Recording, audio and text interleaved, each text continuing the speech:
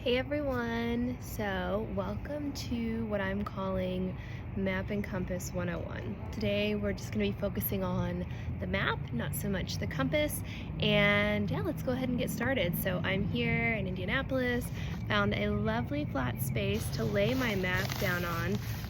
As you can see, it was a little folded at first, but it's really important when looking at a map, especially if you're wanting to orient it, we'll get to that later, to make sure that you have a flat space to lay it on.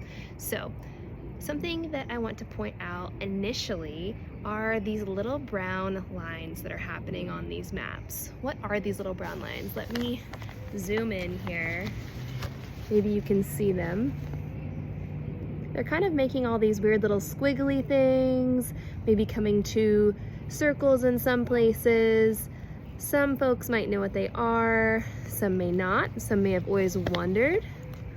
Not thick lines, a little tiny light brown lines. Well, if you've already guessed, that's right, you're correct. They do represent the elevation of an area. They represent if you're going to be going up or you're going to be going down, and how often you're going to be doing that on a map or on the actual land. So in order to help you all understand this a little bit better, I've drawn some art on my hand here. So these knuckles represent 4 little peaks. We'll call them Patty's Peaks for now.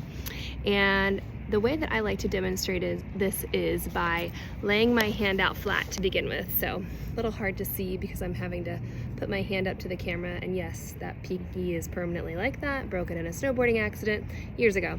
Anyways, my hand is flat right now.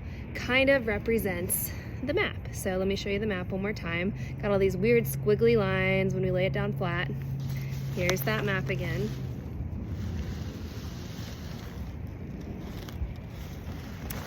However, so flat map, flat hand, right? When I put my fist like this, you can see those little peaks, Patty's fist peaks. Now, if I turn this towards you, you can see all these little squiggly lines coming to circles in the middle. Those little circles represent what? That's right, they represent peaks. So this one's the highest one.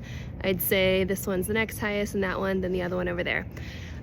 These little lines leading up to the circles are meant to represent contour lines or elevation lines. So as you can see, they are about an equal distance apart just because my knuckles are not super extremely out of whack.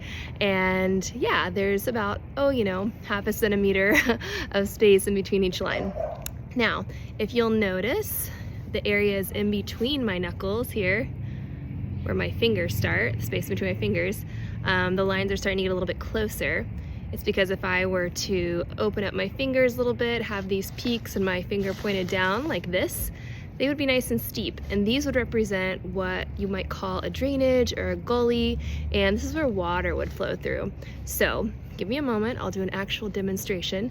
Imagine it's raining at the top of a mountain, or maybe even it's summertime and the snow is starting to melt at the top of a mountain. One moment.